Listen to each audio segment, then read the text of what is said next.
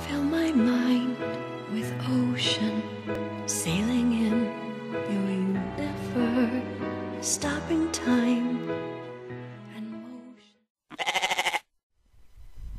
Hey, Heidi ho, everybody. Listen, I posted a copy of this picture that I had done in a group, a permaculture and homesteading group that I belong to. And I asked the question whether it would be a good thing for me to do a video on how to come up with finding the contours or elevations of your property. And I was actually copying somebody else's work, but his video was actually quite technical, and it took me quite a bit of time to actually figure out how to do it for myself, so I thought it might be nice to share. But the response was tremendous, and I thought maybe I would start a new playlist or a series of videos on using some of the free technology that's available to us in planning on your homestead and how that can save you a lot of time and effort. And so this video is actually going to be a introductory video to that series, and then next time I'll do actual video on how to get the contours of your property. So for those of you who responded to my post in that group, never fret, it is coming. And in the meantime, we'll do this introductory. And let's see. First thing you're going to need as a part of this series is to download really 3 different programs, and they're all free. SketchUp is a very powerful program for use for this kind of thing, and I'll go into that. I've got 3 or 4 videos planned and how you can use it to do some pretty powerful things to figure out stuff on your homestead. You'll also need, I'm going to use a program called paint.net quite a bit. And let's see if this will, there we go. And I'll show you guys, down in the more info box, I'll give you the links where you can get all this stuff. Paint.net, for example, is open source, and they're not going to save your IP address or anything like that. Google, of course, will. And you're also going to need Google Earth to get the contours. But coming back to this picture, I've been doing an awful lot of planning on our 1-acre homestead. This is our place. This is mine. Some changes have taken place since the satellite snapped this photo. I've got a pile of lumber out here that's now gone and burnt, and some other things like that. But a photo like this and some of this free software allows me to do some pretty interesting planning. And using the contour map and my own observations, what did I do here? Okay. I can, for example, come up with a plan that tells me and get an idea of what the existing water flows are on my property and where rainwater flows off of it and how to capture that water using swales, for example. Let's see. If you don't know what a swale is, I should have had this up and ready to go. There it is. I looked it up earlier and had it for you. And there we go.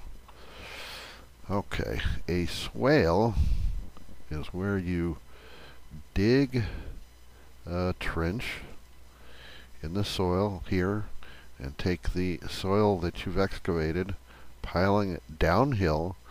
You can plant crops and trees and things on that berm, and as the rainwater runs off, it all catches in this depression and soaks into the ground, and you can store tremendous amounts of water in the ground, and it's the cheapest way to store water. Alright, so we're back to our planning here, and so now I can start to think about how I'm going to do swales, etc., and collect all of the rainwater that falls on my property and have it available for drought conditions when it dries up, and to be able to grow stuff without having to irrigate or use expensive water to do that. In this planning, I can lay out where the existing fences are on my property, and that will help me to plan out where future fences might have to go and what kind of expenses I might have in constructing those fences. And it also helps me to figure out what paddocks I might have for grazing my animals, and how I can develop a